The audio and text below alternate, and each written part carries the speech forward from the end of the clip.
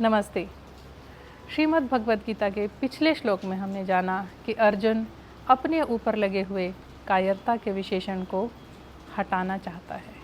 उसी श्रृंखला में आज हम दूसरे अध्याय के 5वें श्लोक को जानने वाले हैं, जिसमें अर्जुन कहता है, गुरून् हत्वा हि महानुभावान् श्रेयो भोक्तुं भैक्ष्यं पीह लोके हत्वार्थ कामांस्तु गुरुनिहैव भुंजीय भोगान रुधिर प्रदिग्धान। अर्थात अपने महानुभाव गुरुजनों को न मारकर उसके स्थान पर मैं अपने जीविका निर्वाह के लिए भिक्षा का अन्न ग्रहण करना श्रेष्ठ समझता हूँ।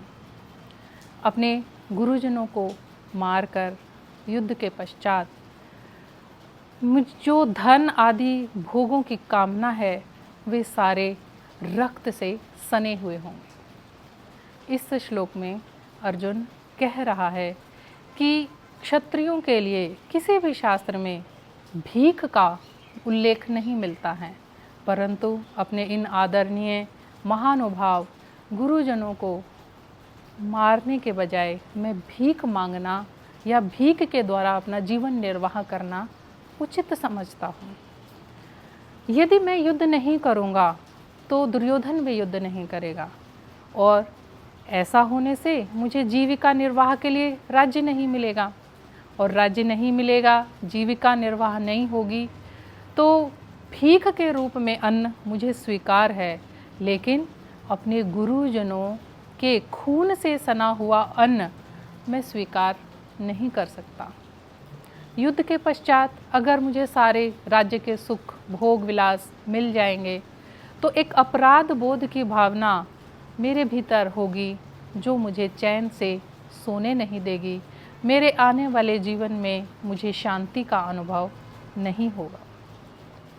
वैसे भी अच्छाई के रूप में आती है तो सब पहचान लेते हैं, लेकिन जब अच्छाई बुराई का वेश बदल कर आती है तो उसे पहचानना संभव नहीं होता। जैसे रावण सीता के सामने साधु के वेश में आया तो सीता उस बुराई को पहचान न सकी। ठीक इसी प्रकार हनुमान के सामने भी काल नेमी राक्षस अपना भेष बदल कर आया था और वे भी उसे पहचान नहीं पाए थे। ठीक इसी प्रकार अर्जुन भी अच्छाई और बुराई में भेद नहीं कर पा रहा है। एक क्षत्रिय का कर्तव्य होता है युद्ध करना, और उसे युद्ध में ही बुराई दिखाई दे रही है।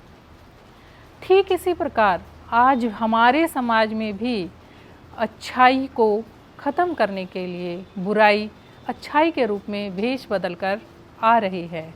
अगर हम बात करें तो मॉडर्नाइजेशन नाम का राक्षस हमारी संस्कृति को पतन की ओर लेकर जा रहा है।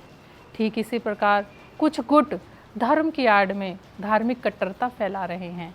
ये राक्षस ही तो हैं जिन्हें हमें पहचानना है और अच्छे और बुरे में अंतर करना है।